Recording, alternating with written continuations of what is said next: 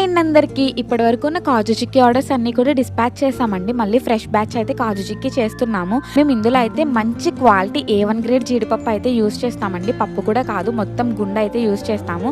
అలాగే చాలామంది నూనెలో అయితే ఫ్రై చేస్తారండి. మేమైతే నేతిలోనే ఫ్రై చేస్తాము. బెల్లం కూడా కొంచెం ఎక్కువ రేట్ అయినా కూడా మంచి క్వాలిటీ బెల్లమే యూస్ చేస్తామండి. అలాగే ఇందులో మేము నెయ్యి అయితే చాలా ఎక్కువగా యూస్ చేస్తామండి. మీరు జస్ట్ మూత ఓపెన్ చేయగానే నెయ్యి స్మెల్ అయితే చాలా బాగా వస్తుంది.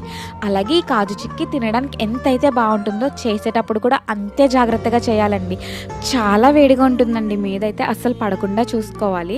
సో నెక్స్ట్ కటింగ్ అయితే ఎప్పుడు కూడా మా హస్బెండే చేస్తారండి. ఇది కొంచెం గట్టిగా ఉంటుంది కదా, ఆయన అయితేనే చేయగలరనమాట. దీనిపైన కూడా మళ్ళీ నెయ్యి మొత్తం వేసి అయితే కటింగ్ చేస్తారండి.